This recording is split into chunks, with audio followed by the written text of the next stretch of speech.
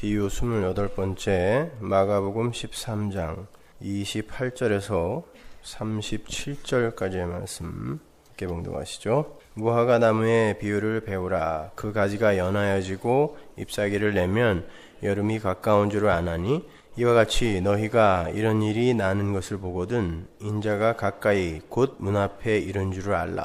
내가 진실로 너희에게 말하노니 이 세대가 지나가기 전에 이 일이 다 이루리라. 천지는 없어지겠으나 내 말은 없어지지 아니하리라. 그러나 그날과 그때는 아무도 모르나니 하늘에 있는 천사들도 아들도 모르고 아버지만 아시느니라.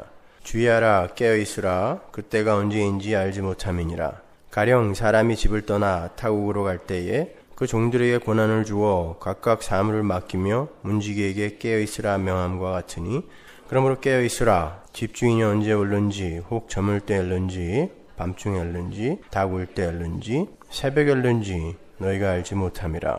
그가 호련히 와서 너희의 자는 것을 보지 않도록 하라. 깨어있으라. 내가 너희에게 하는 이 말이 모든 사람에게 하는 말이니라 하시니라. 아멘. 우리나라 전래 동화 중에 햇님 달님이라는 동화가 있습니다. 떡장수 엄마가 장에서 장사를 마치고 산을 넘고 고개를 건너서 집으로 돌아가는 도중에 호랑이가 나타나죠.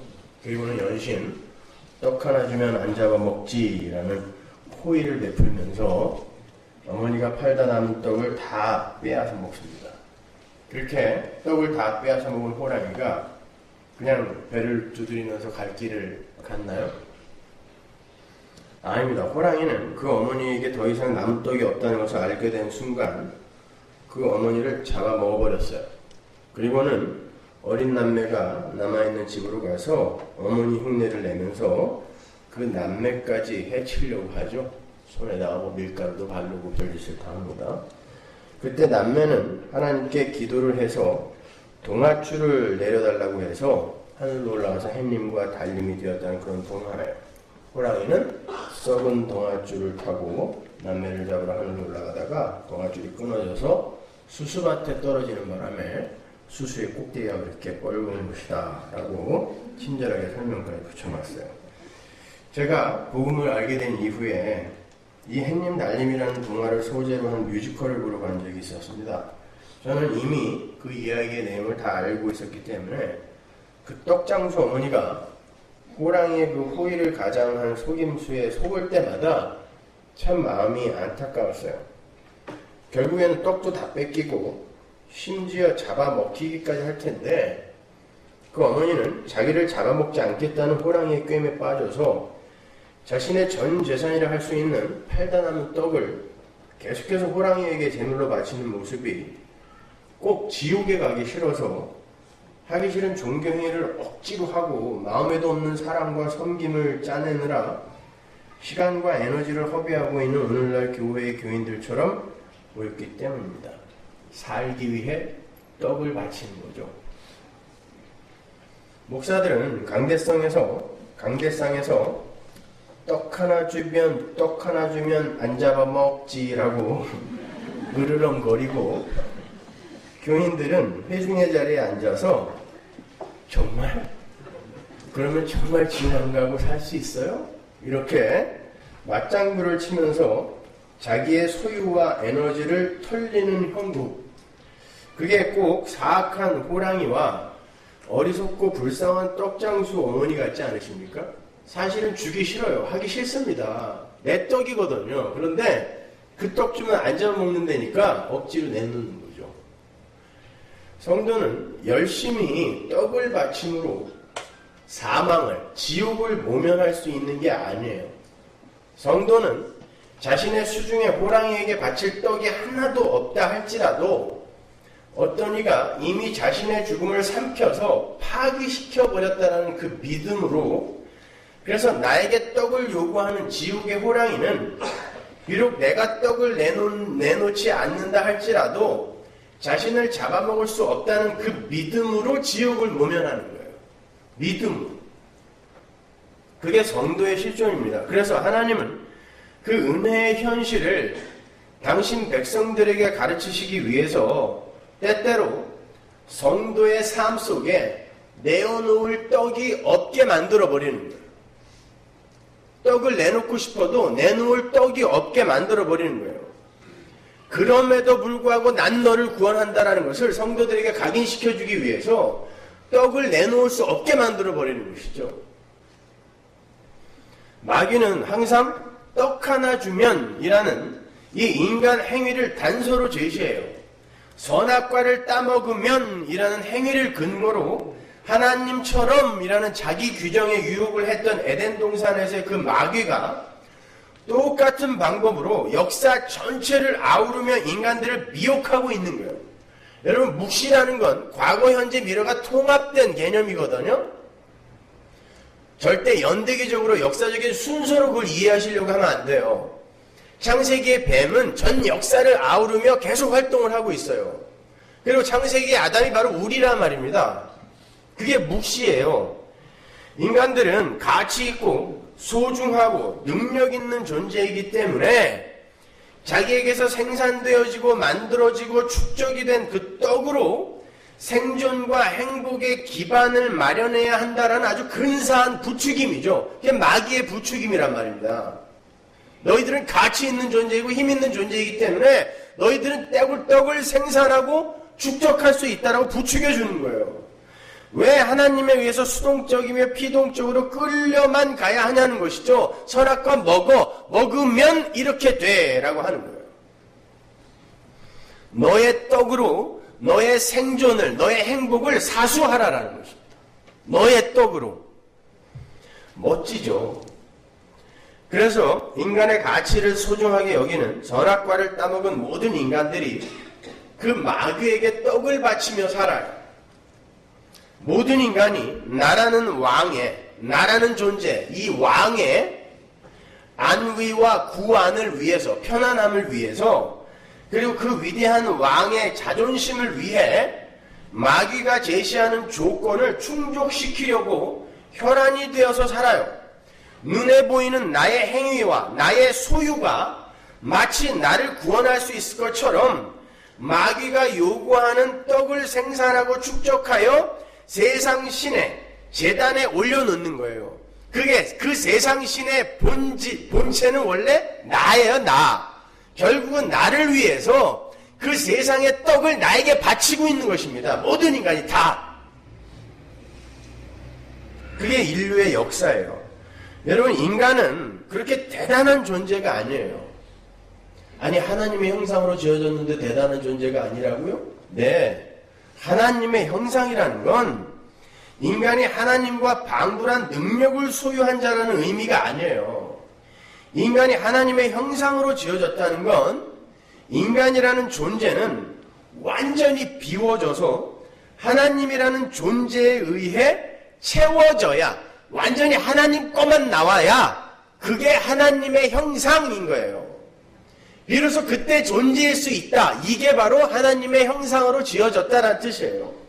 바울은 예수님을 가리켜 하나님의 형상이라고 그러잖아요. 고린도후서 4장 4절에서 예수님께서 자기를 비워서, 빌립보서 2장 7절 이하에 자기를 비워서 하나님의 뜻으로 자기를 채워서 살아버리셨잖아요.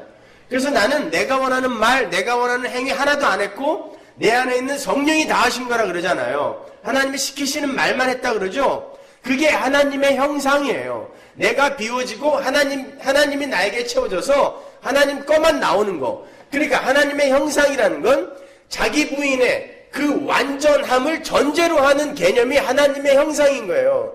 내가 완전히 부인이 돼야 하나님이 채워지고 그때 하나님 것만 나오는 걸 하나님 형상이라고 하는 것이지, 우리가 하나님과 방불한 능력을 사유한 자로 지어졌기 때문에 그래서 우리가 하나님의 형상이다, 이 말이 아니란 말입니다. 착각하지 마세요. 인간은 그렇게 하나님의 말씀에 의해서 하나님의 뜻 안에서 비로소 존재할 수 있고 행복할 수 있어요. 그래서 오늘 본문 30절과 31절에 하나님 말씀의 영원성, 그 영원성, 불변함이 선포되고 있는 거예요. 본문 30절 보세요. 내가 진실로 너희에게 말하노니 이 세대가 지나가기 전에 이 일이 다 이루리라. 다 이루리라. 천지는 없어지겠으나 내 말은 없어지지 아니하리라. 마지막 때에 관해서 묻는 제자들에게 주님께서 대답해 주신 말씀이에요. 모든 것이 다 사라져도 하나님의 뜻, 하나님의 계획, 하나님의 언약, 하나님의 말씀만이 끝까지 남아서 다 이룬다, 성취가 된다라는 말이에요. 근데 이타텔라스타이, 다 이룬다라는 것이 십자가 위에서 선포가 되어버렸죠. 다 이루었다. 그렇죠? 하나님의 언약, 말씀, 묵시가 다 이루어졌어요. 어디서? 십자가 위에서 이루어진 거예요. 십자가 위에서. 그러니까 이 세상은 눈에 보이는 가시적 현상이나 현실, 행위로 판단할 게 아니라 하나님의 말씀 속에 담긴 완료된 미래의 관점에서 보아야 하는 거예요. 천지는 다 없어질지도 모르나 우리의 행위 같은 건 다 없어져 버리는 거예요. 이 세상은 다 없어져 버리는 거예요. 사건, 정황, 현상, 현실 다 없어져 버리는 거예요. 끝까지 남는 영원한 것은 뭐예요? 하나님의 말씀밖에 없다라는 거예요.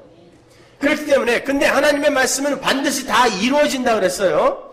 그 하나님의 말씀이 다 이루어진다는 것은 이 묵시의 완료성을 이야기하는 거야. 말씀의 완료성. 이거는 반드시 완료될 것이고 이미 완료되어졌다라는 거예요. 다 이루어졌으니까. 그러니까 그 완료된 묵시의 영원 속에서 이 현실을 바라봐야지 없어져 버릴 이 행위와 사건과 현실에 묶여서 자기의 그 미래를 불안해하면 안 되는 거예요. 내 행위와 이 사건 때문에 나의 미래가 어떻게 이렇게 저렇게 바뀌지 않을까?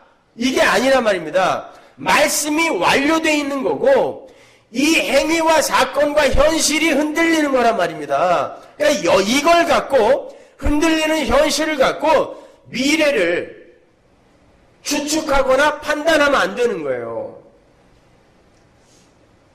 내가 떡을 준비하여 미래를 준비하는 게 아니라니까요. 내가 호랭이에게 떡을 내놓아서 미래를 준비하는 게 아니라 미래는 확정돼 있고 내가 떡을 내놓고 안 내놓고는 그 미래에 영향을 미칠 수가 없는 거예요. 모든 현상과 현실이라는 건 다 사라질 거예요. 하나님의 뜻과 하나님의 말씀만이 영원히 성취될 것입니다.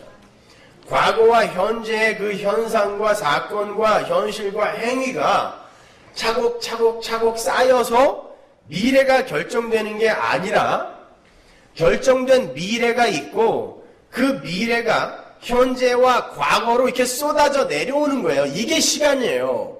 시간은 과거에서 미래로 흘러가는 게 아니라니까요. 완성된 미래가 우리에겐 이미 주어져 있고 그 미래가 여기에서 꽃 피우는 거예요. 그래서 제가 수요일날 성경 공부 때 말씀드렸죠. 묵시라는 건 완료되어 있는 것인데 하나님의 계획이고 뜻이고 말씀이니까 그 묵시는 씨앗인 거예요.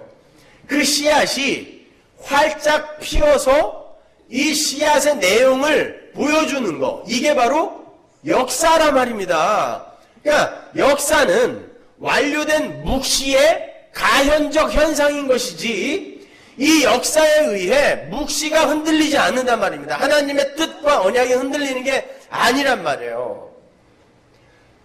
여러분 오늘 내용이 조금 힘들 수도 있지만 여러분이 잘 들어서 여러 번 들어서 완전하게 숙지를 해놓으셔야 돼요. 그래야지 여러분이 어디 다른 데 가서라도 이 말씀이 과연 성경에 근거하여 옳은가 틀린가를 분별할 수 있어요. 늘 유아기적 수준에서 여러분을 위로하고 달래달라고 하시면 안 돼요, 여러분. 여러분은 계속 자라가셔야 돼요. 적어도 말씀 공부에 있어서는. 자, 생각해 보세요, 여러분. 정말 중요한 건 인간과 인간이 겪는 이 현실이 아니라 하나님의 언약이며 말씀인 거예요. 그 언약의 성취의 과정에서 인간의 구원이 재료로 쓰이는 것이지 인간의 구원이 목적이 아니라니까요. 이 인본주의에 빠져있는 인간들은 항상 이걸 목적으로 두기 때문에 나머지가 전부 주변거리가 되어버리는 거예요. 보잘것없는 것이 되어버리는 거예요. 그게 아니란 말입니다. 중요한 건 하나님이에요. 하나님의 언약이고 하나님의 영광입니다. 그게 드러나게 하기 위해 필요했던 게 인간의 구원이었던 것이지, 인간의 구원을 위해 하나님의 영광이 사용된 게 아니란 말입니다. 생각해보세요. 에덴 동산에서 가장 소중한 게 인간이었나요? 아닙니다. 동산 중앙에 뭐가 있었어요? 생명나무와 선악과가 있었다고요. 그 두 나무가 가장 중요한 겁니다. 인간이 그 두 나무보다 더 중요했다면 그까지 선악과 하나 따먹었다고 인간을 쫓아내면 안 돼요. 인간이 선악과의 훼손으로 말미암아 쫓겨났다는 건, 정말 중요한 건 동산 중앙에 있었던, 심어져 있었던 선악과와 생명나무라는 뜻이에요. 인간이 소중한 게 아닙니다, 여러분.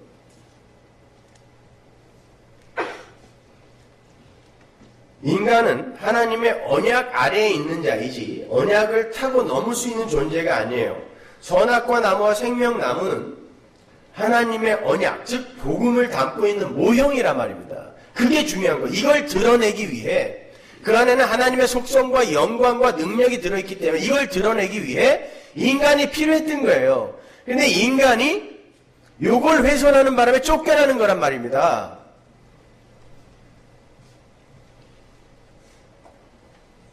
인간은 그러한 하나님과 하나님 나라의 원리를 드러내는 도구에 불과한 거예요.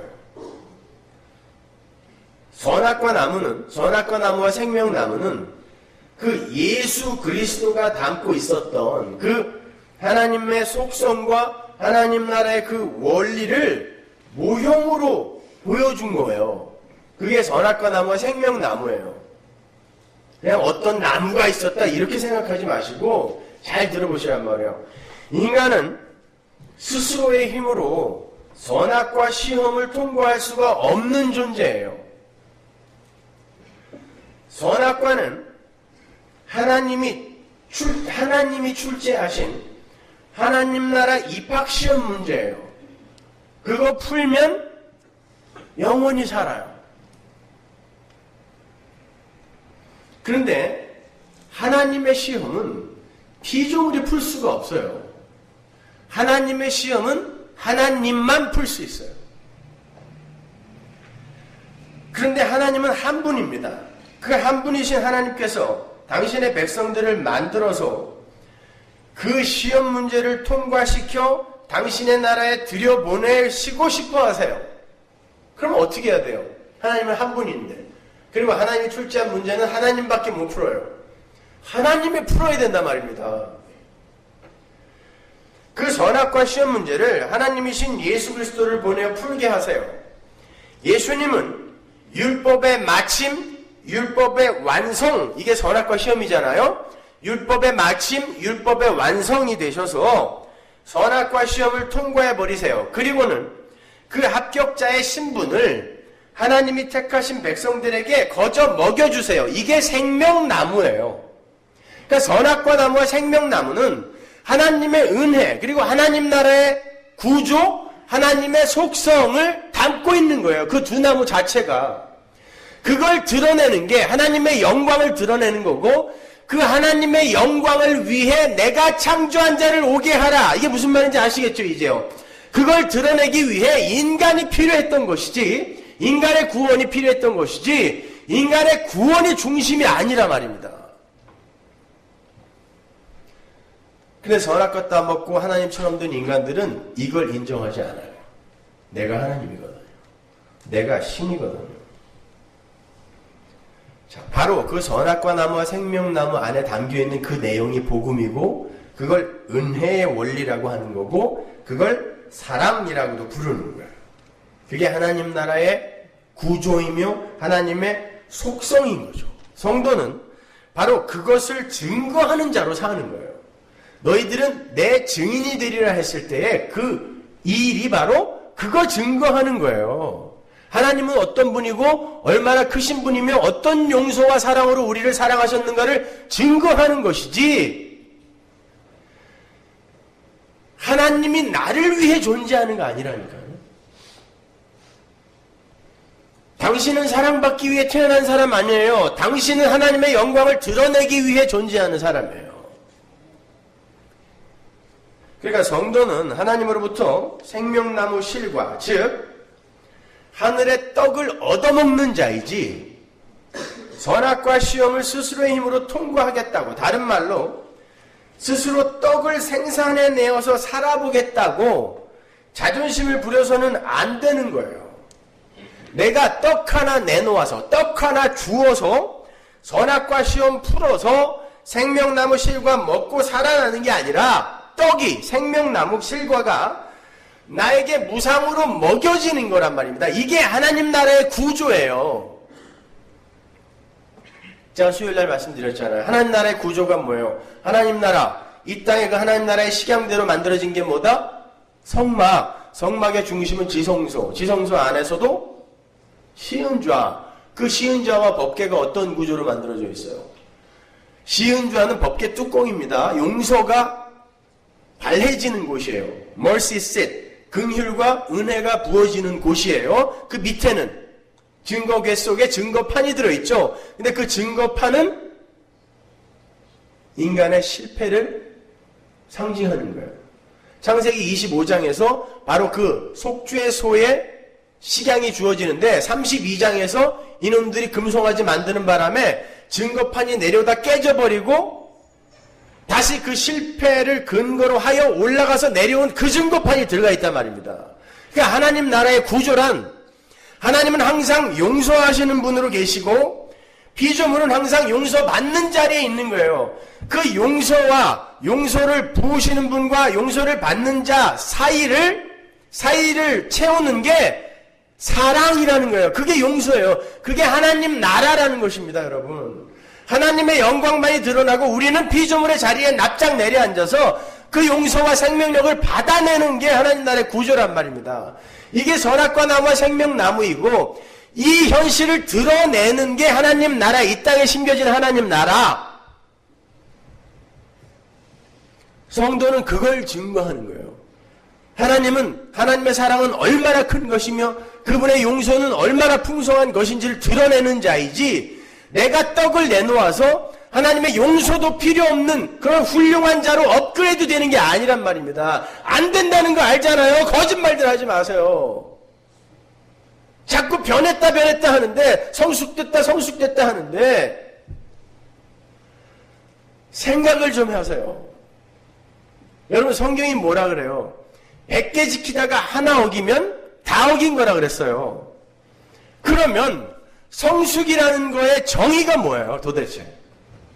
성숙이라는 건 어떤 시점과 비교를 하여 내가 나아졌다라는 걸 성숙이라고 하는데, 그 나아진 상태에서 여러분이 완벽하게 하나님의 말씀을 지킬 수 있냐고요? 아니죠. 못 지키잖아요. 우리는 아침에 일어나면서부터 죄만 생각해요. 그렇다면 성숙이 뭐냐고요, 도대체? 100개 지킨 사람이나 1000개 지킨 사람이나 그 사람의 삶 속에서 하나의 어김이 있을 땐 다 똑같다고 하는데 뭐가 성숙이냐고요? 뭐가 성숙이냐고요? 100개 지키던 사람이 200개 지키면 성숙이라 그래요? 하나님은 이것도 죽인다고 했단 말입니다. 그러면 뭐가 발전이고 뭐가 성숙이냐고요? 나는 끝까지 죄인으로 하나님 앞에 폭로당하는 것입니다.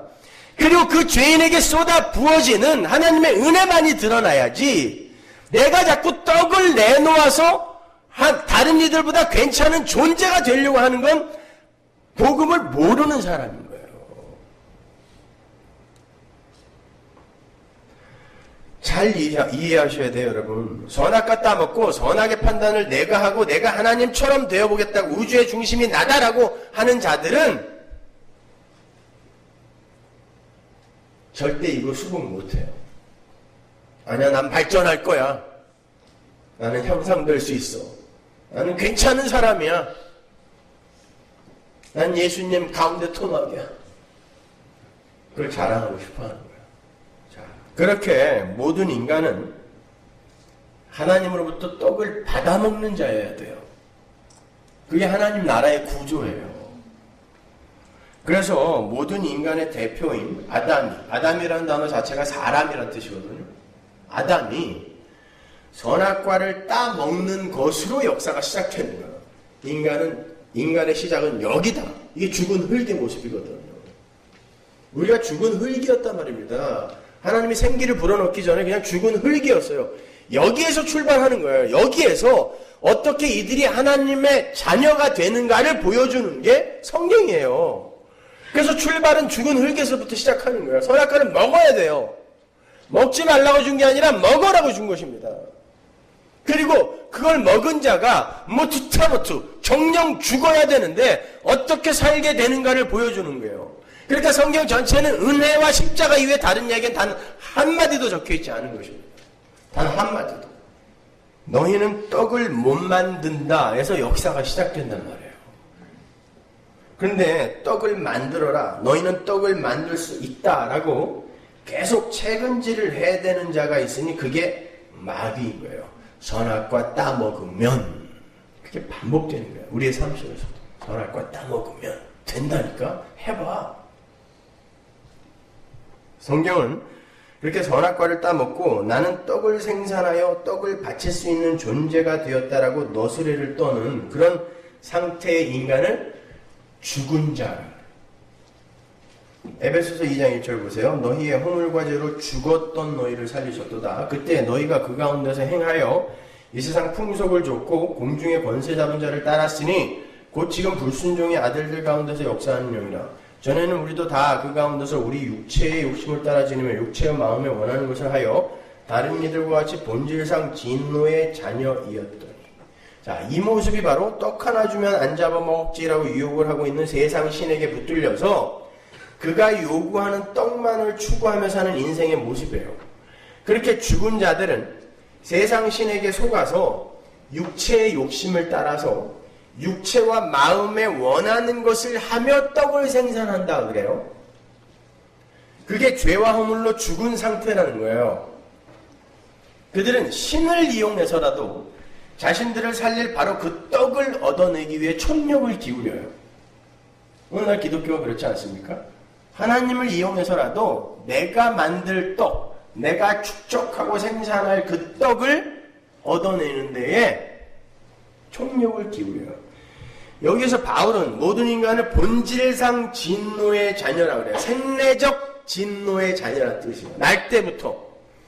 그 말은 죄의 종, 죄인 등으로 바꿔 부를 수 있죠. 진노의 자식, 죄의 종, 죄인. 종은 주인에게 예속되어 있는 주인을 이루는 부속품 같은 거예요. 그게 종이에요. 고대시대 때 종의 개념. 그러면 죄의 종인 인간이 종이 하는 행위는 그 행위도 모두 주인의 것이 되거든요. 그러면 죄의 종이 행하는 착한 일은 누구 거예요? 주인의 거예요. 그래서 죄예요. 죄의 종이 하는 모든 행위는 주인의 것이기 때문에 죄의 종인 상태에서 행하는 인간의 그 어떤 선한 행위도 다 죄입니다. 그래서 간디나 슈바이처의 행위가 죄라고 하는 거예요, 제가요. 그들은 하나님을 몰랐거든요. 심지어 예수님이 하나님의 아들이 아니다라고 악영향을 미친 신학자가 슈바이처였으니까 그들의 행위는 다 죄입니다. 근데 오늘날 교회가 바로 그 착한 일을 행하겠다는 것입니다. 그래서 세상으로부터 칭찬을 받겠다는 거예요. 건전한 교회, 건강한 교회. 웃기지 말라 그러세요. 하나님은 그 속을 들여다보신다니까요. 진짜 너희들이 내 영광을 위해서 그 일을 하는 거야? 아니지. 니네 교회 자랑하고 싶은 거지. 니네 목사 자랑하고 싶은 거지. 너 자랑하고 싶은 거잖아. 하나님이 그 속을 들여다보신다니까요. 그게 죄입니다, 여러분. 그렇게 우리는 떡을 생산하고 축적하여 생존과 행복에 이르려 하는 모든 인간에게서는 죄밖에 나오지 않는다는 것을 명심해야 돼요. 그게 마귀에게 속한 자의 상태요, 죽은 자의 상태입니다. 아니 근데 여기서는 살았다고 하지 않습니까? 예, 그 산 게 뭔지를 제가 가르쳐 드리려고 해요. 오늘 그 산자들의 행위가 어떤 것인지 가르쳐 드리려고 해요. 그렇게 모두가 죽어있는 이 세상에 주님이 찾아오셨습니다. 모두가 죽어 있었어요. 의인은 없나니 하나도 없어요. 선한 것을 행하는 자는 하나도 없었어요. 다 죽어 있었어요. 그분은 이 세상에 내려오셔서 자신과는 아무런 상관이 없는 저주의 십자가를 지심으로 말미암아 어떤 선택된 무리의 죽음을 삼켜버리시고 그들을 깨워버리셨어요. 그리고는 그렇게 해서 산자들에게 깨어있어라 라고 명령을 하세요. 깨어있어라. 그게 오늘 본문이에요. 이 깨어있어라에서의 깨어있음이 뭔지를 여러분이 분명히 이해를 하고 가셔야 된단 말이에요. 주인이 집을 떠나면서 종들에게 각각의 사물을 맡기면서 깨어있으라 라고 명령을 하고 떠났어요. 그런데 그 주인이 언제 돌아올지는 아무도 몰라요. 따라서 종된 자들은 주인이 돌아올 때까지 항상 깨어있어야 돼요. 눈꺼풀이 다치면 이쑤시개로 올려서라도 깨어있어야 돼요. 그죠? 항상 깨어있으라 그랬으니까. 그런데 그건 육신을 입고 있는 인간에게는 도저히 불가능한 명령이죠. 가령 하루에 3시간씩만 자고 깨어있어라 라든지 낮에는 자고 밤에는 깨어있어라 라는 등의 구체적인 명령은 얼마든지 인간의 능력으로 수행이 가능한 명령이에요.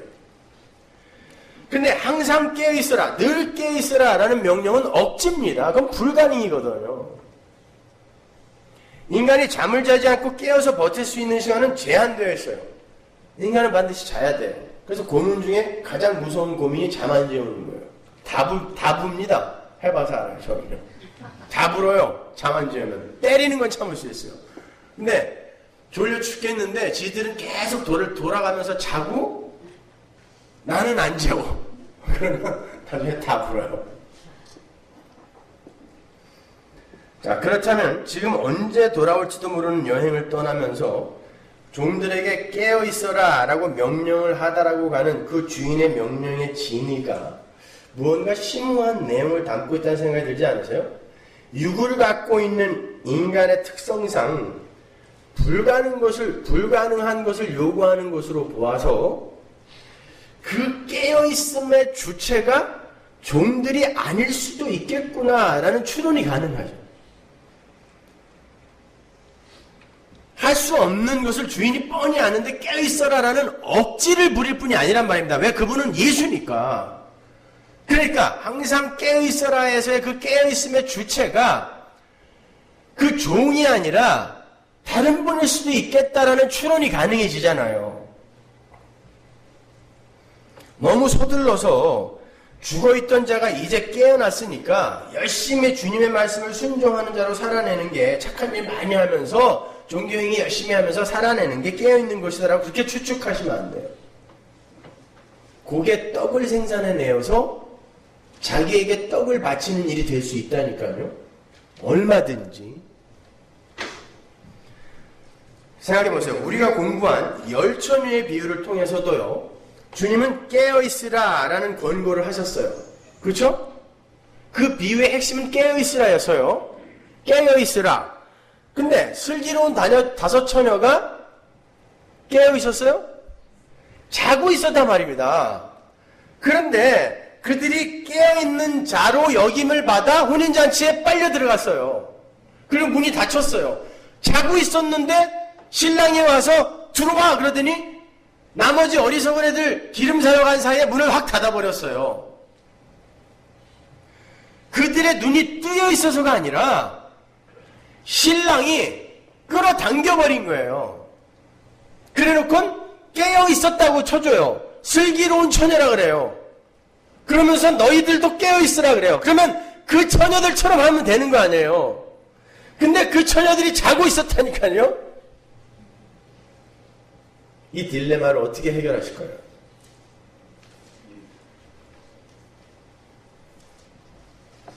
주님이 요구하시는 깨어있음은 우리가 생산해낼 수 있는 깨어있음이 아니다라는 걸 우리는 열처녀의 비유를 통해서 확실하게 감지하고 있어야 돼요. 오늘 본문의 비유와 병행이 되는 비유가 누가복음에도 나와요. 그리고 한번 가보죠. 누가복음 12장 35절. 허리에 띠를 띠고 등불을 켜고 서 있으라. 너희는 마치 그 주인이 혼인집에서 돌아와 문을 두드리면 곧 열어주려고 기다리는 사람과 같이 되라. 주인이 와서 깨어있는 것을 보면 그 종들은 복이 있으리로다.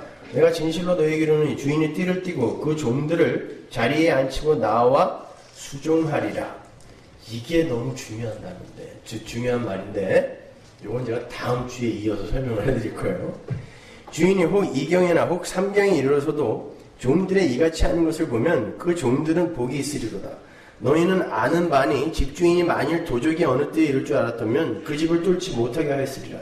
이러므로 너희도 예비하고 있으라. 생각지 않은 때에 인자가 오리라 하시니라. 여기에서는 집주인이 어디에 갔다 오는 것인지가 구체적으로 설명이 되어 있어요. 어디죠? 혼인집. 개혁성경에는 혼인집이라고 번역이 되어 있지만 헬라어로 보면 그냥 혼인잔치예요. 혼인잔치. 열처녀의 비유에서도 혼인잔치가 언급이 되고 여기에서도 혼인잔치가 언급이 되고 있다는 걸 주의해서 보셔야 돼요. 깨어 있으라 라는 명령과 항상 혼인잔치가 같이 가고 있어요. 도대체 혼인잔치와 깨어있음이 무슨 연관이 있는 것일까? 주인은 혼인잔치를 지금 다 치르고 돌아오는 중이죠. 네? 혼인잔치를 치르고 돌아오는 거예요. 혼인잔치를 행하러 오는 게 아니라 잔치 집으로부터 오는 거라니까요. 근데 이 이야기가 어디 붙어 있냐면 마지막 때에 주님의 재림의 때를 설명하는 거란 말입니다. 근데 혼인잔치 집에서 오고 있어요. 예수님이. 혼인잔치는 나중에 치러지는 거 아닌가? 자, 이런 질문을 하나 여러분이 갖고 계셔야 돼요. 그 주인이 혼인잔치의 주인공이었는지 아니면 하객이었는지는 별로 중요한 사안이 아니에요. 어차피 비유니까요. 그렇죠? 여기에서 중요한 건 그 주인이 다녀온 혼인잔치가 이미 완료된 잔치라는 게 중요해요. 그 주인은 지금 잔치 집에서 돌아오는 거니까. 유대인들의 혼인잔치는 짧게는 일주일에서 길게는 한 달 이상 이어져요. 따라서 그 혼인잔치에 갔던 주인이 언제 돌아올지는 아무도 몰라요. 그런데 주인이 혼인잔치에 가면서 종들에게 허리에 띠를 띠고 등불을 켜고 서 있으라 라고 명령을 해요. 어디서 봤어요? 출애굽기에서 봤잖아요. 6월절. 이것도 제가 다음 주에 설명해 드릴게요. 자, 그런 억지가 어디 있어요? 언제 올지도 모르는데 허리에 띠를 띠고 등을 들고 서 있으래요. 문 앞에. 교대로 깨어있으라도 아니고 그 명령을 듣는 모든 종들아 깨어있어라예요. 본문 37절 보세요. 깨어있으라. 내가 너희에게 하는 이 말이 모든 사람에게 하는 말이니라 하시니라. 그렇죠? 주인을 기다리는 모든 자가 깨어있어야 돼요. 지금부터 그 깨어있음이라는 게 무엇인지 함께 한번 고민해 보자는 말이에요. 우리가 논점 일탈의 오류를 범하지 않기 위해서 반드시 이 비유의 배경으로 붙들어야 할 것이 바로 혼인잔치의 완료성이라는 점이에요. 혼인잔치는 완료되어 있다는 거예요. 종들을 떠나서 다른 곳으로 가신 주인이 주님이라는 것에는 별 이견이 없으시죠? 그건 이미 우리가 공부한 거니까 주님입니다. 이제 그 주인이 다시 돌아오시는 그 가시적 귀환을 우리가 재림이라 그래요. 그 재림의 때를 준비하라는 주님의 강화의 그 내러티브 안에 이 비유가 들어있는 거잖아요. 그런데 우리를 세상에 남겨두고 떠나신 주님이 가신 곳이 혼인잔치란 말이에요. 그리고 그 잔치 집에서 내려오신대요. 그러니까 보세요. 열처녀의 비유와 오늘 본문의 비유를 합쳐보면 주님은 이미 완료된 혼인잔치에서 혼인잔치를 종결하기 위해 오는 거죠. Already? Not yet. 이게 바로 예정이라는 거예요. 이미 영원이라는 영역 속에서 완료가 된 어떤 묵시가, 그래서 제가 묵시는 완료됐다고 하는 거예요. 여러분은 이미 영원 속에서 선택되어져 있고 완료되어 있는 분들이에요. 영역 속에서, 영원이라는 영역 속에서 완료가 된 어떤 묵시가 이 세상에 역사로 펼쳐지는 것, 이걸 예정이라고 하는 거예요. 하나님의 뜻, 언약, 말씀은 변개될 수도 없고 실패될 수 없어요. 근데 그게 과거와 현재와 미래가 통합되어 있는 개념인 영원이라는 영역 속에서는 기다림과 순서라는 게 없으니까 이미 전지전능하신 하나님이 세우신 계획, 말씀은 완료된 거란 말입니다. 하루가 천년 같고 천년이 하루 같은 곳이니까요. 그 완료되어 있는 하나님의 묵시가 역사 속에서 이렇게 펼쳐지는 거예요. 묵시라는 두루마리를 쭉 펼치면 역사가 되는 거란 말입니다. 그걸 돌돌 말면 묵시가 되는, 하나님의 언약이 되는 거란 말이죠. 그것이 미래로부터 치고 들어오는 걸 우리가 시간이라고 하는 거예요. 그걸 역사라고 하는 거란 말입니다. 그게 바로 예정인 거예요. 하나님, 전지전능하신 하나님이 영원 속에서 계획하신 건 절대 실패될 수 없다라는 그 완료성, 이게 역사에서 펼쳐지는 게 맞지 라는 이 인정이 예정이에요. 어렵게 생각할 필요 없어요, 여러분. 영원히 뭐라 그랬어요? 과거와 현재와 미래가 통합된 개념을 영원이라고 그랬죠. 그 영원이라는 개념 속에서 역사를 보면 에덴 동산의 아담 안에 내가 들어가게 되는 거고, 왜? 과거, 현재, 미래가 통합되어 있으니까. 성경을 보면 창세기의 내용이 바울 서신서에 막 나오고, 출애굽기, 레위기, 민수기, 신명기의 내용이 복음서에 막 나와요. 과거, 미래, 현재가 하나로 이렇게 뭉쳐져 있단 말입니다. 이게 묵시라는 거란 말이에요. 묵시. 그러니까 그 영원이라는 개념 속에서 역사를 보면 에덴 동산의 아담 안에 내가 들어가서 내가 죄인이 되는 거예요. 그리고 요한계시록의 어린 양의 혼인 잔치에 내가 들어가 있는 거예요. 미래에. 그게 영원이라고 그랬죠. 그 영혼을 어떻게 살아요, 내가? 믿음으로 살잖아요. 맞아. 그죠? 그 믿음으로 영혼을 사는 자를 영생을 산다 하는 거예요. 그러니까 여러분은 지금 영생을 사는 거예요. 꽤나 무슨 행복하고 편안하고 이런 걸 영생으로 착각하지 마세요. 영혼을 사는 게 영생인데 믿음 안에서 그 하나님의 완료된 하나님 나라를 내가 인식하고 있고 바라고 있다는 것 자체가 영생을 사는 거란 말입니다. 왜? 아직 오지 않은 것에 내가 가 있으니까요. 믿음으로. 어디 가서 이런 설교를 하겠어요? 다 못 알아들 텐데.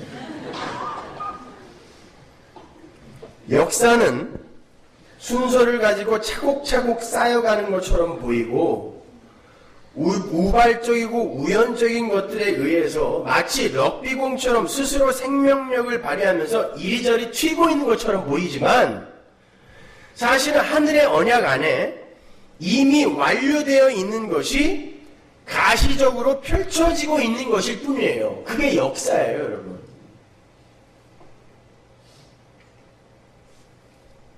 따라서 어린 양의 혼인잔치는 이미 완료된 잔치인 거예요. 테찰레스타이. 다 이루었다. 다 이루었다. 따라서 여러분이 지금 떡을 좀 못 내놓는다고 해서 호랑이가 잡아먹어요? 못 잡아먹어요? 못 잡아먹어요. 완료됐기 때문에. 근데 이 인간들이 무서워서 자꾸 떡을 내놔요. 두려워요. 착한 일 안 하면 벌벌 떨려. 교회 하루 안 가면 주일 성수 하루 빼먹었으니까 하나님이 나에게 무슨 해코지 하겠지? 벌벌 떨어. 떡을 끊임없이 만들어내려고 하는 거예요. 왜? 떡 하나 주면 안 잡아먹을 테니까. 근데 떡 안 주면 잡아먹힌다고 착각들 하는 거예요. 그러니까 자유가 없고 수고하고 무거운 짐을 여전히 짊어지고 있는 거예요. 방종하라는 말 아닙니다, 여러분. 어떻게 성도라는 사람들이 하나님의 은혜의 깊이도 모르면서 자기의 잘남과 착함과 선함만 먼저 챙기려고 그래요. 어떻게 자기의 열심을 먼저 챙기려고 그래요. 어떻게 자기의 종교 행위를 먼저 챙기려고 그래요. 칭찬받고 싶다는 거죠. 목사에게 칭찬받고 교인들에게 칭찬받고 심지어 세상에게도 칭찬받고 싶다는 거예요. 그래서 일간지 신문에서 막 칭찬하는 교회는 건강한 교회가 되어버렸어요. 이 시대에. 예수님은 아니라는데 진짜 교회는 세상으로부터 미움받는다는데 오늘날 건강하고 건전한 교회는 일간지로부터 칭찬을 받아요. 멋지다.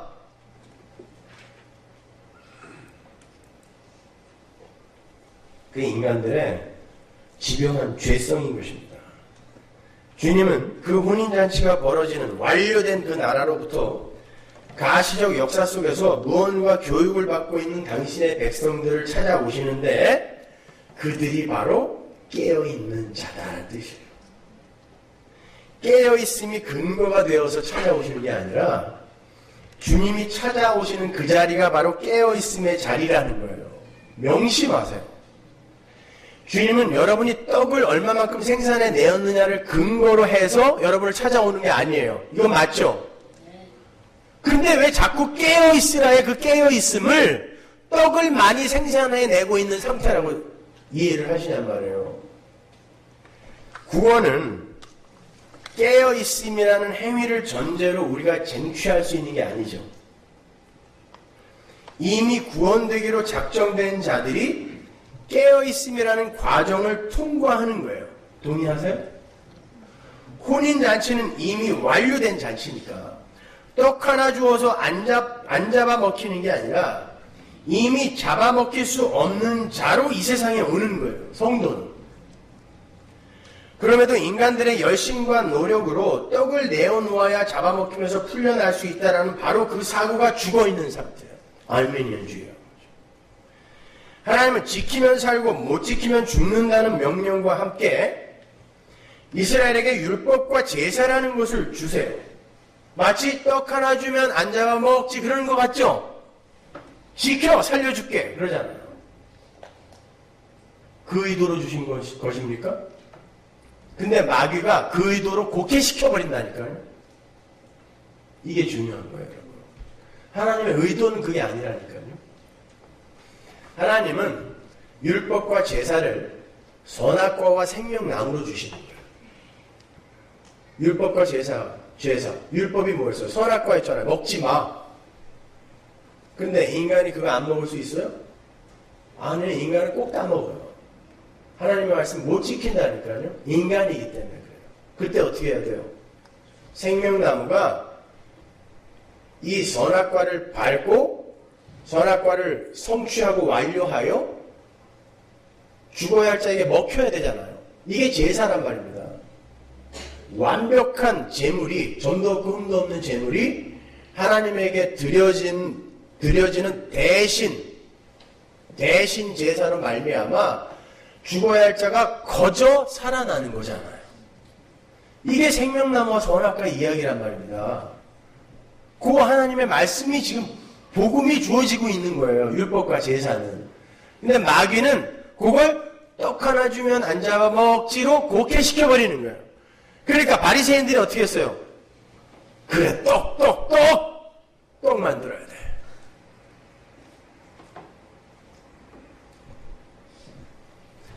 오병이어의 기적이 여기에 이어져야 되는 거예요. 이 이야기에. 그러면 명쾌하게 이어지죠. 그죠? 예수님이 무슨 떡으로 왔어요?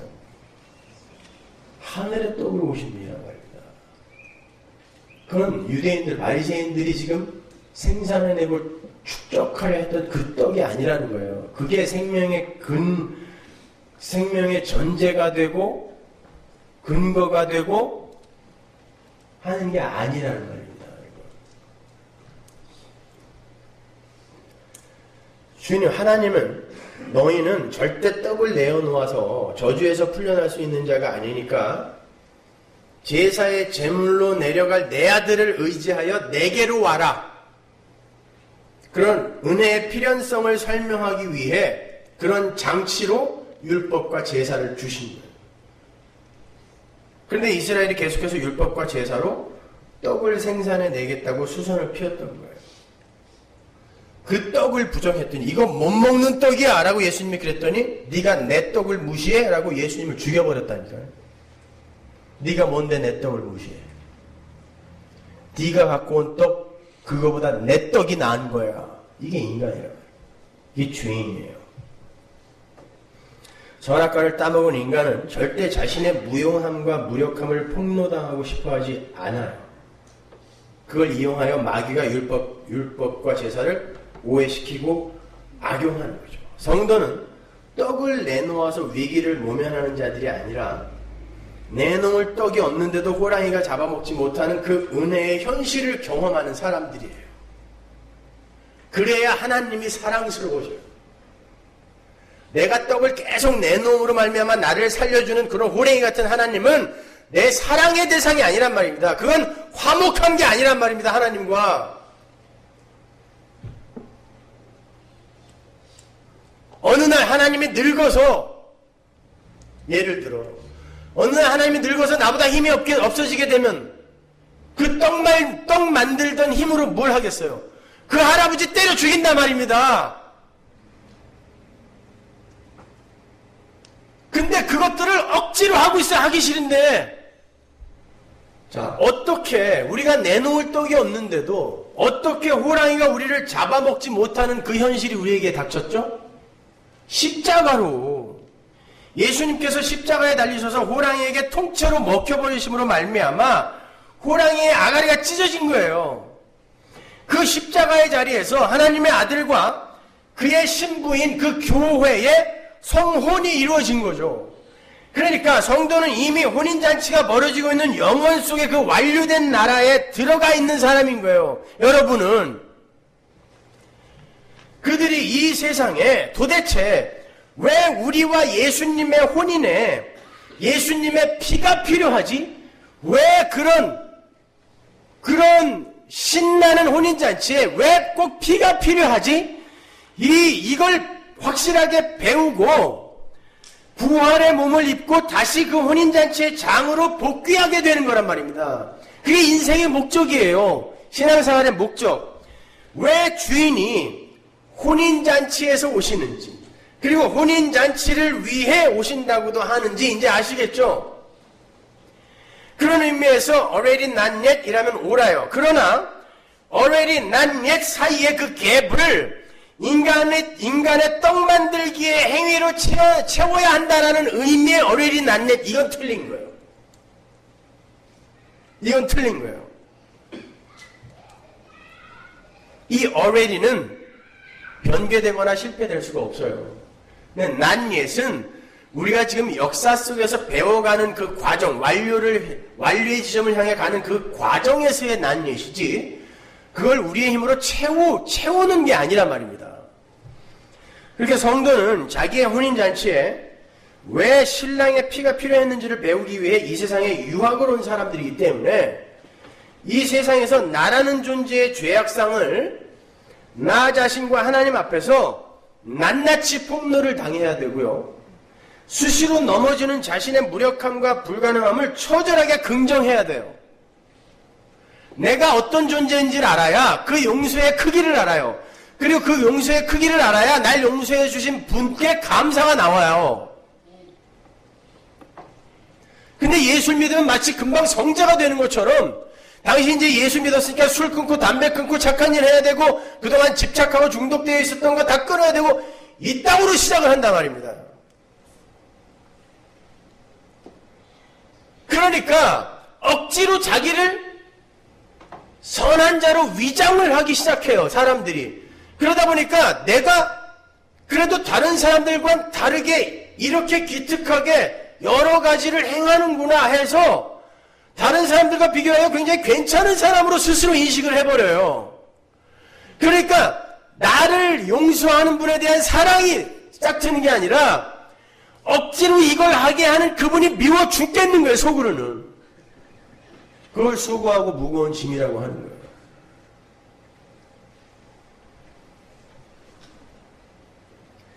쉽게 이야기해서 떡 하나 주면 안 잡아먹지 하는 그 마귀의 속삭임이 계속해서 들려오는데, 하나님은 우리의 삶에 개입하셔서 수시로 내놓을 떡이 없는 상태로 만들어 버리세요. 그게 죄인됨의 폭로예요. 착한 일을 안 한다는 게 아니라 해놓고도 옛날에는 그게 굉장히 자랑스러웠고 그 일을 한 내가 기특했는데 이것도 사실은 다 내 만족과 나의 자랑과 나의 가치 챙기기, 영광 챙기기에서 나온 것이구나. 이걸 어떻게 하나님께 드려? 이리로 내려가게 된다니까요. 그때 내가 내놓을 떡이 자꾸 없어지는 거예요. 근데 그러면 떡 하나 안 주면 잡아먹혀야 되는데 떡 하나 안 줬는데 안 잡아먹어. 안 잡아먹는데요, 하나님이. 그때 무릎을 치는 거죠. 이게 복음이구나. 나는 그런 자인데 하나님이 그냥 거저 덮는 거구나. 이게 성도의 신앙생활이어야지 또 대단한 열심과 노력과 공로와 업적을 바리바리 싸들고 하나님 앞으로 가는 그런 개선 행진이 아니라니까요. 너무들 잘났어요, 오늘날 교회는. 그리고 너무 다 착해.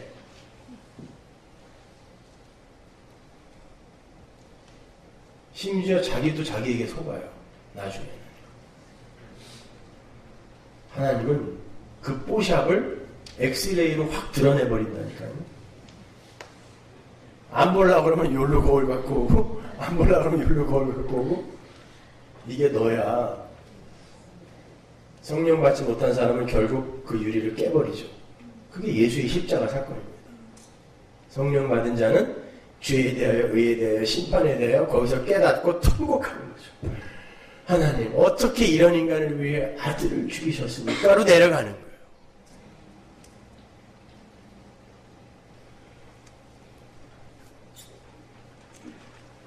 여러분, 마귀에게 우리가 계속해서 떡을 내어놓다 보면 마귀는 결국 그 떡을 내어놓은 자까지 삼켜버리는 거예요. 떡을 내어놓아야 살 수 있다는 것은 정확하게 선악과를 먹어야 하나님처럼 된다라는 마귀 나라의 원리인데요. 그게 힘의 원리입니다. 그런데 하나님은 마귀를 당황케 만들어 버리십니다. 내놓을 떡이 없는 자들을 당신의 죽음으로 바쳐서 우상으로 건져버리는 거예요. 마귀가 당황하죠. 저러면 죽여야 되는 건데 근데 하나님이 왜 살리지? 마귀가 당황하죠. 그 당황이 은혜라는 거예요.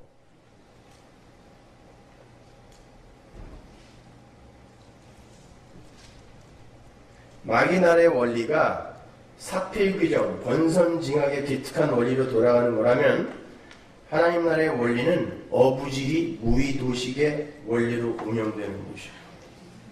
힘의 원리 속에서는 자존심 상하는 일입니다.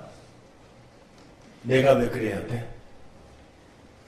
그러나 그래야 피조물이 피조물의 자리로 내려앉게 되고 왕이신 하나님의 영광만이 드러나게 되는 것입니다. 잊지 마세요. 하나님 나라의 구조는 뭐라고요? 하나님은 늘 용서하시는 자리에 앉아 계셔야 되고 그분의 백성들은 늘 그분의 생명력, 그게 뭐라 했어요? 바락, 복, 그분의 복과 은혜, 용서를 받는 자리에 내려가 있는 게 이게 바로 하나님 나라의 구조예요. 그리고 그 상태가 뭐라 그랬어요? 하나님이 하나님 자리에 앉고 피조물이 피조물의 자리에 앉는 상태를 사바스, 안식이라고 한다 했잖아요. 그게 안식이라니까요. 성경은 바로 그 상태를 하나됨, 연합, 혼인 등의 여러 단어로 표현하는 거예요.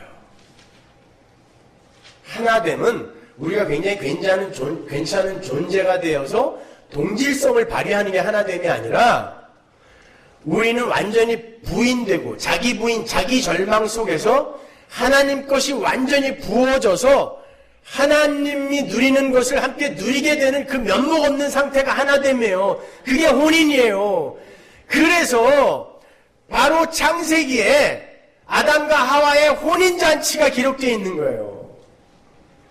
제가 오늘 3시간만 주면 완벽하게 다 설명해 드릴 수 있는데 다음 주까지 이어서 해야 된다니까 다음 주면 여러분이 또 오늘 한 걸 다 잊어버릴 거거든요.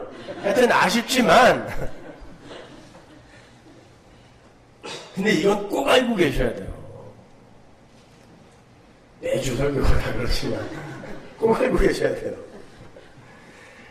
그러한 하나님 나라의 현실을 자각하고 그 수긍하는 상태, 나와 세상의 무용함과 무력함을 자각하고 있는 상태, 내가 뭔가 괜찮은 일을 하고 있고 열심히 기도하고 있고 열심히 종교 행위하고 있고 이 상태가 아니라 나는 떡을 내어놓을 수 있는 자가 아니네요.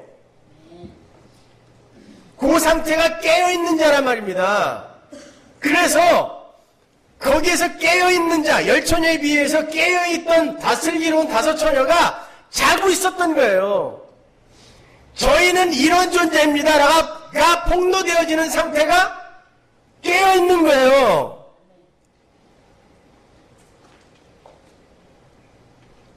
온 세상은 다 자고 있어요. 다 자고 있는데 하나님의 은혜를 입은 자들이 한 무리가 있어요. 그들만이 하나님의 은혜를 입어 하나님 나라를 그냥 단짝 들려 올라가는 거예요. 그래서 나머지 5처녀가 기름을 준비하지 않았다라는 게 들켜지자마자 내려오셔서 그냥 확 끌어당기고 문 닫아버립니다. 깨어있어라. 기름을 준비해라. 열심히 수고해라. 전도해라. 선교해라. 헌금해라. 그 이야기 아니란 말입니다. 죄송하지만.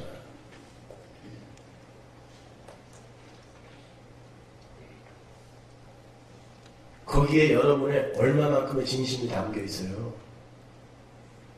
역시 그 행위의 중심은 나잖아요. 내가 구원받기 위해 하는 그 행위. 그게 죄란 말입니다. 왜 나는 구원받을 자격이 있다고 생각을 하세요? 도대체 뭘 근거로? 그리고 나는 내 구원을 위해 뭔가를 할 수 있다는 생각은 도대체 어디서 나온 거냔 말이에요.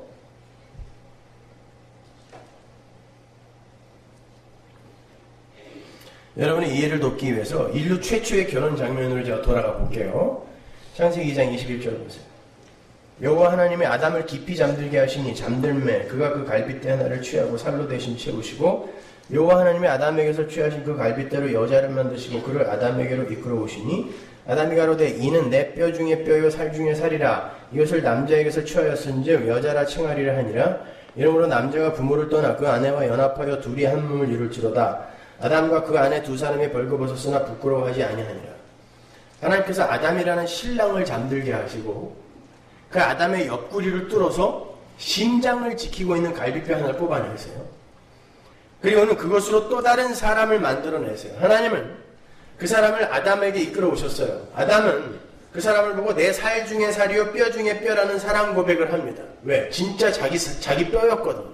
자기 거였거든요.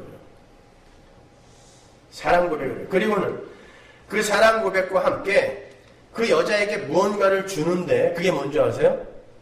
여자라는 이름이에요. 여자라는 이름이에요. 내 살 중에 살이요 뼈 중에 뼈다라는 그 위대한 사랑 고백과 함께 가는 게 여자라는 이름이란 말입니다. 아담이 여자에게 사랑 고백과 함께 이름을 주는 이 장면이 출애굽기에서 율법의 옷을 입고 한번 등장하는데 한번 가보세요. 출애굽기 22장 16절. 사람이 정혼하지 아니한 처녀를 꾀어 동침하였으면 빙패를 들여 아내를 삼을 것이요 만일 그 아비가 그로 그에게 주기를 거절하면 그는 처녀에게 빙패하는 일례로 돈을 낼지니라. 너는 무당을 살려두지 말지니라. 짐승과 행음하는 자는 반드시 죽일지니라. 여호와 외에 다른 신에게 희생을 드리는 자는 멸할지니라. 여기서 남자와 여자가 결혼을 하기 위해 지불해야 하는 돈에 대한 이야기가 나오죠. 응?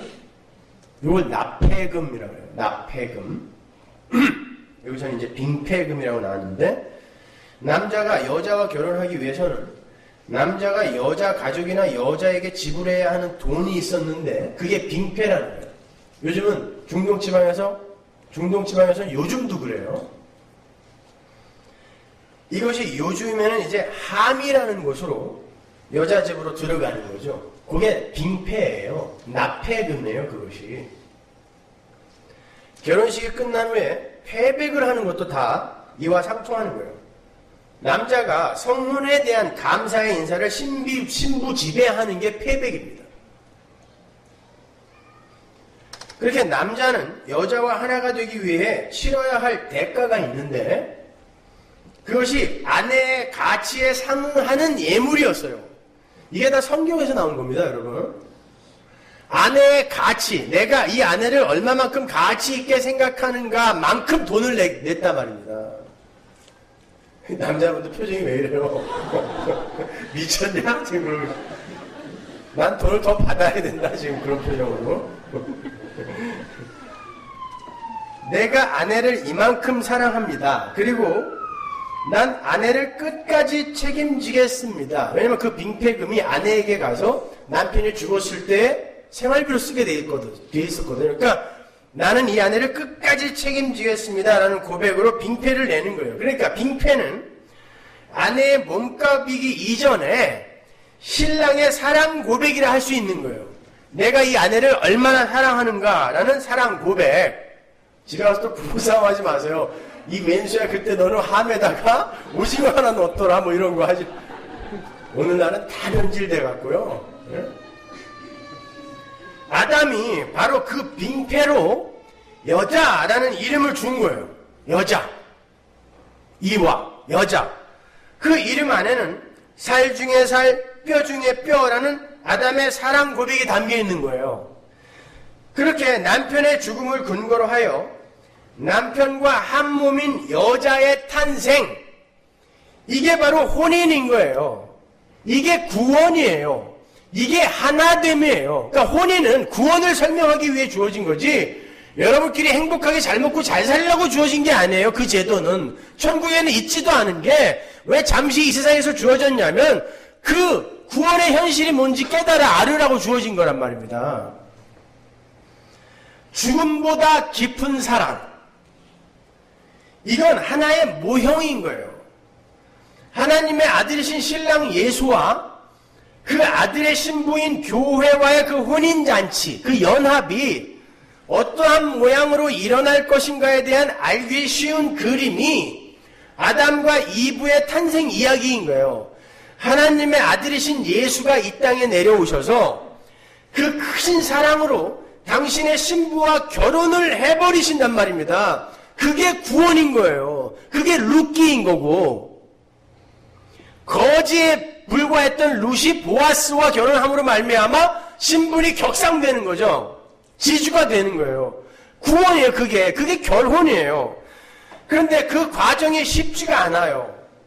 하나님의 아들이 신부와 혼인을 하기 위해 땅에 내려왔는데 그 신부가 싸늘하게 죽어 있는 것입니다. 예수님이 이 땅에 내려오셨을 때 모든 인간이 다 죽어 있었잖아요. 신부가 싸늘하게 죽어 있는 거예요. 어떻게? 죄와 허물로. 없음이에요. 그 없음에서, 죽어있는 없음에서 어떻게 하나님의 나라와 그 나라에 들어가는 새 하나님의 백성들이 창조가 되는가가 창세기 1장에서 모형으로 그려지는 거예요. 그게 첫 창조란 말입니다. 없음에서 혼돈과 공허, 틀도 없고 스트럭처도 없고 공허, emptiness, 내용도 없는 거, 공허, 없는 거예요. 무예요, 무. 거기에서 어떻게 하나님 나라의 틀이 세워지고 내용물이 채워지는가, 이 구원의 이야기를 모형으로 보여준 거거든요. 그게 구원이란 말입니다. 없음이에요, 없음. 그때 신랑은 십자가를 지고 십자가 위에서 죽음에 빠져들죠. 죽음은 어떻게 메라포돼요? 잠. 십자가 위에서 잠이 들어요. 누가? 신랑이. 그리고 그의 옆구리가 뚫리고 그의 심장을 막고 있던 갈비뼈가 적출이 되는 것입니다. 그리고 그 신랑의 몸의 일부로 신부가 새롭게 살아나게 되는 거예요. 그렇게 예수님의 죽음으로 너는 내 살 중에 살이요 뼈 중에 뼈라는 고백이 우리에게 부어졌고, 그래서 우리가 예수님처럼 여김을 받는 거예요. 왜? 예수님이 우리에게 사랑 고백했거든요. 네가 내 살 중에 살이고 뼈 중에 뼈라. 하나님은 우리를 예수로 봐주셔야 돼요. 그래서 예수님의 사랑 고백 때문에 그 고백이, 사랑 고백이 우리에게 부어졌고, 하나님 아버지를 떠난 아들과 우리가 한 몸이 되는 것이 구원이란 말이에요. 왜요? 그 자리에서 우리에게 산자라는 이름이 주어졌기 때문에 죽어 있었는데 예수님이 십자가를 지시고 우리와 혼인을 하심으로 말미암아, 그게 창세기 2장이에요. 이게 왔다 갔다 하니까 지금 막 헷갈리시는데 아니죠? 이해가 다 되는 거죠? 십자가에서 우리와 혼인을 하셨단 말이에요. 그러므로 말미암아 우리에게 이름이 주어졌는데 그게 산자예요. 그건 어떻게 알아요? 창세기 3장 15절 이후로 이제 넘어가 보면 알죠. 그러니까 구약만 알고 신약을 이해할 수 없고 신약만 알고 구약을 이해 못하는 거예요. 넘어가 보자고요. 그러면은 남자와 여자가, 자, 아담과 하와가 혼인을 하여 한 몸이 됐어요. 그런데 신부가 선악과를 따먹고 그 한 몸의 관계가 깨져버렸죠. 살 중에 살, 뼈 중에 뼈라 그랬는데 그 신부가 남편에게 핑계를 대고 남편은 신부에게 핑계를 대고 이 한 몸됨이 깨져버린 거 아닙니까? 죄로 말미암아. 그게 신부의 죽음이죠. 왜? 남자에게서 나온 여자가 남자와 끊어졌을 때 그게 곧 죽음 아닙니까? 그래서 여자는 죽는 거예요. 죽은 거예요. 무투타무투. 죽음을 유보시킨 게 아니라 죽은 거예요. 근데 은혜로 살려내는 것이지 안 죽인 게 아닙니다. 죽은 거예요. 그건요. 출애굽기 22장이 그 상태를 행음이라 그래요. 우상숭배라 그러죠. 그게 죽음이잖아요. 그래서 출애굽기 22장에 그 결혼에 대한 결례 밑에 갑자기 무당 이야기가 나오는 거예요. 행음에 대한 이야기가 나오는 거고, 남자와 여자가 서로를 핑계대면서 잘못을 전가하죠. 그때 하나님은 창세기 3장 15절에 말씀을 주세요. 뱀의 후손이 여자의 후손의 발꿈치를 물 거고 여자의 후손은 뱀의 후손의 머리를 밟을 것이다 라는 원시 복음이에요. 그 말은 하나님의 라인인 그 여자의 후손은 뱀에게 발 뒤꿈치를 물려서 피를 빨리는 자로 살게 되는데 이게 십자가잖아요. 그 피 빨림이 바로 상대의 머리를 밟는 승리의 십자가임을 보여주는 거예요. 상식으로 판단되어지는 이 힘의 원리와 도대체 상식으로는 이해가 안 가는 하나님 나라의 원리가 지금 여기에서 확 드러나는 것입니다. 뱀은 상대의 피를 빠는 방식으로, 힘의 원리잖아요. 그런 방식으로 살고 하나님의 아들은, 하나님의 자녀들은 자기의 피와 살을 먹으라고 내어주는 방식으로, 이게 요한복음 6장이잖아요. 먹어라 그러잖아요. 내어주는 방식으로 이기는 거란 말입니다. 이게 성령 받지 못한 자들에게는 이해가 안 가는 거예요, 이게. 그래서 복음이 어리석고 미련한 것으로 여겨지는 거예요. 어떻게 그게 승리냐라고 이야기하는 것입니다. 근데 하나님 나라의 원리는 달라요. 아담이 그 말씀을 알아듣고 다시 여자에게 이름을 주죠. 아담이 그 여자에게 이름을 준 사건이 뭐라 그랬어요? 결혼식 때 빙패라 그랬죠. 나는 너를 이렇게 사랑해. 이만큼 너는 가치 있는 자야 라고 이름을 주잖아요. 근데 뭐라고 이름을 줘요? 새로 산자의 어미 하와라고 주잖아요. 넌 산자다라는 뜻이에요. 그걸 이해하는 게 바로 사는 거란 말입니다, 여러분. 그 십자가의 피의 복음을 이해하는 게 사는 거예요. 그게 깨어있는 거란 말입니다. 새로운 혼인이 일어나는 거예요. 보세요. 창세기 3장 15절에 그 원시 복음이 딱 주어지자 새로운 혼인이 일어나면서 죽어있는 여자에게 산자라는 빙패가 주어지는 거예요. 납폐금이 주어지는 거예요. 함이 들어가는 것입니다. 새로.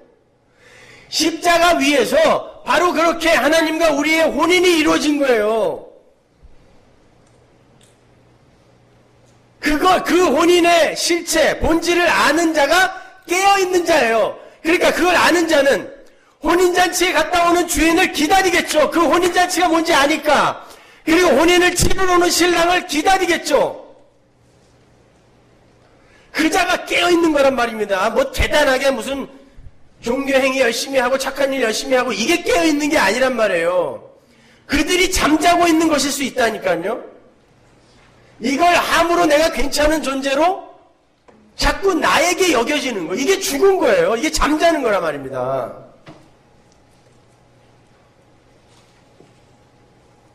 이걸 이해하는 사람이 복음을 아는 사람인 거예요. 그들이 혼인집에서 돌아오는 주인을 기쁘게 맞는 거예요.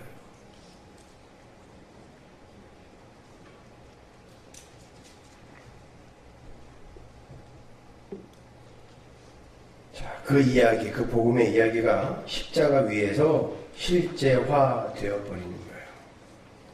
십자가 위에서 마지막 아담이 새로운 하와, 즉 산자들을 위해 잠이 드는 거예요. 죽는 거예요. 그리고 그의 생명을 신부의 빙패, 낙회로 지불해버리는 거예요. 내 신부의 가치는 내 목숨과도 같다라는 신랑의 고백이란 말입니다. 그리고는 그 신부에게 산자라는 새로운 이름을 선물해 주는 거예요. 그게 혼인이고 그게 한 몸입니다. 그게 연합이라는 거예요. 그러니까 신부는 떡을 생산해내고 축적하여 신부의 자격을 갖추는 게 아니라 신랑의 사랑에 의해서 거저 신부의 자리에 앉게 되는 거예요. 성도는 하나님 나라 갈 때 자기 이름 갖고 가면 안 돼요. 무슨 이름 갖고 가야 돼요? 내 신랑 이름 갖고 가야 돼요. 난 그리스도의 신부입니다라고 가야지. 그리스도의 신부가 아닌 사람은 홀로 단독자로 못 들어가요. 그리스도의 신부에게만 산자라는 이름이 주어져요.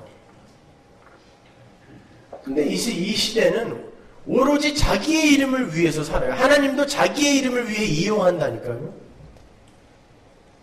그 이름 갖고 들어가면 다 죽습니다. 그리스도의 신부로만 들어가야 돼요. 난 아무것도 아닙니다. 신부로만. 하나님은 그렇게 복음을 이해한 아담에게 가죽옷을 지어 입히시죠. 가죽옷은 부끄러움을 덮어버렸어요. 내가 부끄러워서 숨었습니다 하니까 부끄러움을 덮어줬잖아요. 유대인들에게 있어서 남자의 옷이 여자에게 덮이는 건 곧 혼인을 의미하는 거였어요. 룻기에도 나오죠. 나를 덮어주세요 그러죠. 룻이 보아스에게 혼인해달라는 뜻이거든요. 덮는 거예요. 그게 혼인이에요. 성경은 1.1에게 허점도 없어요. 오차도 없어요. 어떨 땐 소름이 막 끼칠 정도예요. 하나님과 죄인의 그 혼인의 모형이 창세기부터 쭉 계시록까지. 그래서 요한계시록이 어린 양의 혼인 잔치로 끝납니다. 그 혼인. 메리디스 클라인 교수의 책을 보면서 창세기 3장에 아주 재밌는 워드플레이가 나온다는 걸 제가 알게 됐어요. 말이 나온 김에 한번 찾아보고 갈까요? 창세기 3장 1절. 여호와 하나님의 지으신 들짐승 중에 뱀이 가장 간교하더라. 뱀이 여자에게 물어가로되 하나님이 참으로 너희더러 동산 모든 나무의 실과를 먹지 말라 하시더냐. 자, 떡 하나 주면 안 잡아 먹지라고 하는 뱀이 나오는데 그 뱀이 간교하다 그러죠. 그 간교라는 단어가 아룸이라는 히브리어거든요. 근데 7절에 그 벌거벗음이라는 단어가 굳이 에룸이라는 단어로 들어가 있다는 것이에요. 창세기 3장 7절. 이에 그들의 눈이 밝아지자 자기들의 몸이 벗은 줄을 알고. 이게 에룸이에요. 아룸과 에룸. 클라인에 의하면 성경이 이 아룸과 에룸이라는 단어를 통하여 인간의 벌거벗음이 에룸이 뱀의 간교 아룸을 입은 것이다라는 것을 보여주는 거라는 거예요. 이게 히브리 사람들의 워드 플레이라는 것이죠. 그러니까 우리가 벌거벗었다라는 건 뱀의 간교가 입혀졌다라는 뜻이거든요. 그러니까 성경에는 벗어라라고도 이야기하고 덧입어라라고도 이야기하는 거예요. 벗어라라는 건 뱀의 간교를 벗으라는 것이고 입어라라는 것은 그 간교를 예수 그리스도의 은혜에 의해 옷으로 덮으라는 뜻이란 말입니다. 그러니까 벗는 게 맞는 건지 입는 게 맞는 건지 그런 걸로 싸우지 마세요. 부끄러움이 덮이는 상태, 죄와 허물의 죽음이 은혜로 덮이는 상태가 바로 한 몸 되기, 혼인이니까 한 몸 되기이고 연합이고 혼인잔치인 거예요. 그래서 여자가 만들어지는 그 장면에서 혼인잔치가 거행됐던 거고 그 밑에 아내라는 이름이 바로 나오는 거고 그 자리에서 너는 내 살 중에 살이요 뼈 중에 뼈라는 한 몸 사상이 선포되는 거예요. 한 몸. 그리고 요한복음에서 우리는 하나가 될 것입니다라는 그 한 몸 사상이 계속 예수님에 의해 선포되어지는 거예요. 다 똑같은 얘기인 거예요, 여러분. 우리는 그 예수의 공로로 예수와 한 몸이 돼요. 하나님과 한 몸이 된다니까요. 그러나 우리 능력으로가 아니라 우리의 업적과 공로로가 아니라 하나님의 은혜로 면목 없이 빈 그릇이 되어버리는 거예요. 그게 하나님 나라 백성의 삶인 것입니다. 에스겔서 16장 6절 보세요. 네가 내 곁으로 지나갈 때에 내가 피투성이가 되어 발짓하는 것을 보고 내게 이르기를 너는 피투성이라도 살라. 다시 이르기를 너는 피투성이라도 살라 하고 아주 피투성이가 된 시체가 하나 있는데 내가 너로 들의 풀같이 많게 하였더니 내가 크게 자라고 힘이 아름다우며 유방이 뚜렷하고 내 머리털이 자랐으나 네가 오히려 벌거벗은 적신이더라. 또 나오죠? 창세기의 단어와 똑같은 단어가 나오고 있어요. 에룸. 네가 내 곁으로 지나며 보니 네 때가 사랑스러운 때라. 내 옷으로 너를 덮어. 가죽 옷이 나오는 거죠. 덮어.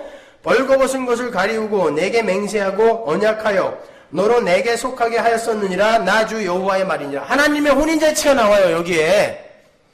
내가 물로 너를 씻겨서 네 피를 없이 하며 내게 기름을 바르고 수놓은 옷을 입히고 물돼지 가죽신을 신기고 가는 배로 띄우고 명주로 덧입히고 폐물을 채우고 팔고리를 손목에 끼우고 사슬을 목에 들이고 코고리를 코에 달고 귀고리를 귀에 달고 화려한 멸관을 머리에 씌웠나니 이와 같이 네가 금은으로 장식하고 가는 배와 명주와 수놓은 것을 입으며 또 고운 밀가루와 꿀과 기름을 먹음으로 극히 곱고 형통하여 왕후의 지위에 나갔느니라. 누가? 교회가, 여러분이요.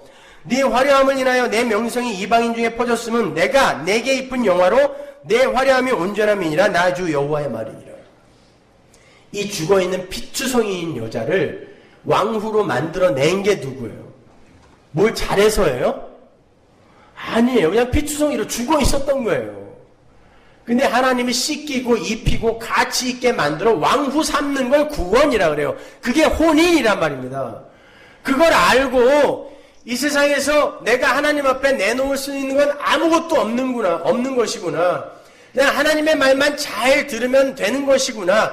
이 자리로 내려가서 일상 속에서 내가 어떤 떡을 만들어내야 나를 행복하게 하려고 하는 그 세상적 사고방식에서 한 발 뒤로 물러나 있는 상태, 뭐 수시로 다시 그리로 가기는 하지만 그 상태, 그게 깨어 있음이에요.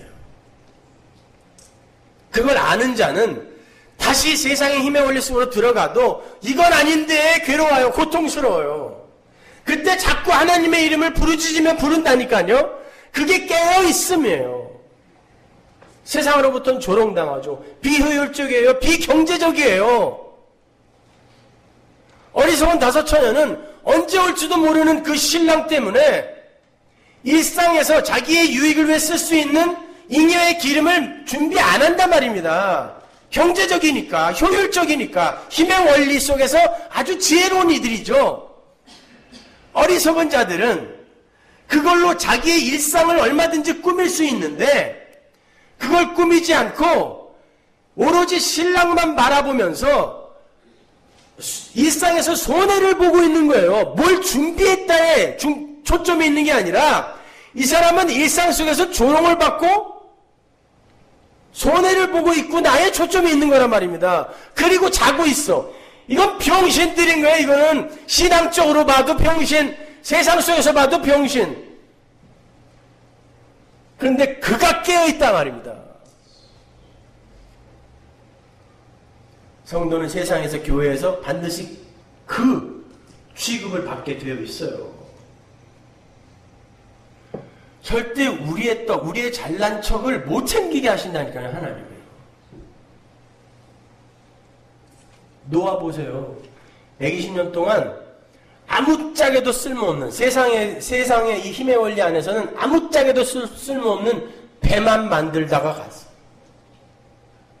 그게 깨어 있음이에요. 근데 세상에서 볼 때는 야, 떡 좀 만들어 이놈아. 너는 아무 필요도 없는 도대체 뭘 만들고 있는 거야? 떡 내놔, 떡.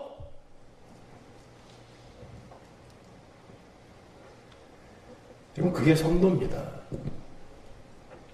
그 예수의 그거 의지하고 면목 없이 기다리는 게 깨어있는 거예요. 그래서 혼인잔치의 비유에서 예복을 입지 않은 자는 다 쫓겨나는 거예요. 그 예복은 누가 주는 예복? 주인이 주는 예복이에요. 자기가 아무리 멋진 옷, 피에르 가르땡, 이거 좋은 것도 아닌가요, 요새? 자니 벌사체. 좋은 거예요? 아무튼, 버버리. 이런 거 입고 앉아 있어도 주인이 준 옷 안 입으면 다 쫓겨나요.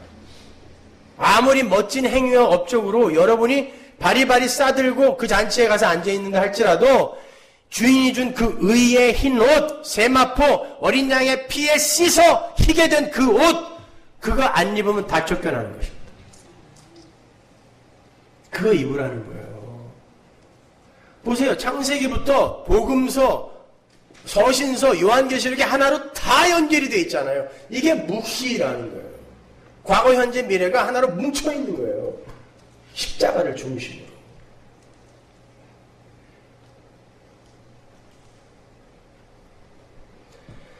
뭐 이렇게 사람들한테 인정받고 싶으세요? 뭐 이렇게 사람들에게 칭찬받고 싶으십니까? 어차피 하나님 앞에서 뒤집어 보면 다 똥덩어리인 거 아니라고 생각하세요? 청문회 한번 할까요? 총리로 그 선택을 받았다. 그 총리 후보자가 저 대학 2년 선배거든요. 같이 학교 다녔어요. 저는 낱낱이 알아요. 그 인간에 대해서. 청문회 한번 갈까 그러는데 자기 사퇴했더라고. 그리고 또 그걸 무슨 유치하게 유치원 애들 수준으로 관용차를 사용했다는 둥, 뭐 가사 도원을 썼다는 둥. 그거 뭐 지들은 안 그러나요? 그 위치 돼서 한번 아니, 도지사 총리가 여관에서 안 자고 호텔에서 잔 게 그렇게 흠입니까? 여관에서 자면 잘난 거예요, 그거? 다 쇼하는 거예요, 그거. 어떤 놈이 여관에서 자고 싶어요? 근데 그런 걸로 자기들을 막 위장하고 폭로시키고 개 지랄들을 떨면서 하나님 앞에서 잘난 척들 하고 있어요. 세상 전체가 다. 하나님은 다 알고 계시는데. 그래서 우리에게 의의 옷이 필요한 거예요. 예수의 의가 아니면 다 죽습니다. 그거 붙드셔야 돼요. 근데 그걸 가르쳐 주는 데가 없어요. 도대체가. 그 이야기를 해줘야 되는데 그걸 가르쳐 주는 데가 없어요. 예수 이야기, 십자가, 피의 이야기를 해줘야 되는데 그 이야기를 해주는 데가 없다 말입니다. 떡 만들으라고. 니네 일상에서도 떡 만드는 게 맞다라고. 여러분 혼인잔치의 비유에서 사람들이 왜 잔치에 그 초청에 응하지 않았습니까? 소도 사야 하고 장가 가야 하고 밭에도 나가야 하기 때문에 뭐예요? 떡 만들어야 되거든요. 이 뜻이에요. 성도에게는 세상과 내 자신이 무가치하고 허황된 것으로 여겨지기 때문에 그 일상에 매여 잔치를 놓치는 우를 범하지 않는 거예요. 그게 깨어있는 거예요. 그러나 일상에 매여 있으면 잔치에 안 가고 싶다니까요.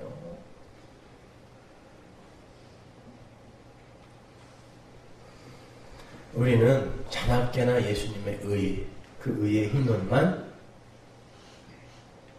구하는 자가 돼야 돼요. 다시 한번 우리는 떡을 내놓아서 떡 하나 주면 앉아 먹지 하는 존재에게 떡을 내놓아서 사는 게 아니라 입 벌리고 떡 받아먹는 자란 말입니다. 진짜 마지막으로 한 군데 한 보세요. 요한복음 6장 33절.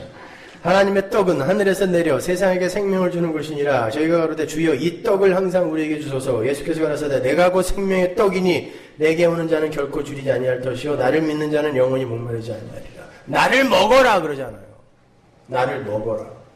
언제 예수님이 떡 내놓으라 그랬어요? 나를 먹어라 그랬지. 인간은 그 어떤 종류의 떡으로도 행복에 이를 수 없어요. 그 말은 그 어떤 노력과 시도로도 인간 스스로 만들어낸 방법으로는 죽음에 속해 있는 자들이 살아올 수 없다는 말입니다. 그렇게 자신의 일상을 통하여 자신이 내어놓을 떡을 만드는데 분주한 자가 아니라 신랑의 공로로 완료된 그 혼인잔치의 은혜성을 알게 된 자들이 혼인잔치에서 돌아오는 주인을 우매불망 기다리게 되는 거예요. 여러분. 혼인잔치에만 관심이 가 있으니까. 왜? 나는 거저 그 자리에 주인공이 되어 있거든요. 내가 신부거든요. 그러니까 혼인잔치에서 오는 사람들, 혼인잔치와 관계 있는 존재들이 다 기다려지는 거예요. 그들만 기다려지는 거예요. 그걸 깨어 있음이라고 하는 것입니다. 은혜를 아는 자들, 그들이 깨어 있는 거예요. 소유의 떡, 물질의 떡, 선행의 떡, 열심의 떡, 착함의 떡. 세상은 많은 떡을 생산해내라고 요구해요. 많은 사람들이 일상을 통하여 그 떡을 생산해내느라 동분서주할 때 우리는 그 떡은, 인간은 떡으로만 사는 게 아니라 하나님의 입으로 나오는 말씀으로, 완료된 그 말씀으로 사는 거다라고 외치면서 우리 신랑만 기다리는 것입니다. 그들을 성도라고 해요. 그러니까 행위가 문제가 아니라 관점의 문제예요. 어디를 바라보고 있느냐. 다 자고 있었지만 자고 있는 와중에도 나는 왜? 육신을 입고 있으니까. 자고 있는 와중에도 나는 이렇게 잠들 수밖에 없는 그런 존재니까 신랑이여 어서 그 완료된 혼인잔치로 나를 데려가 주소서. 그게 깨어있는 자예요. 그게 은혜 속에 들어있는 자입니다.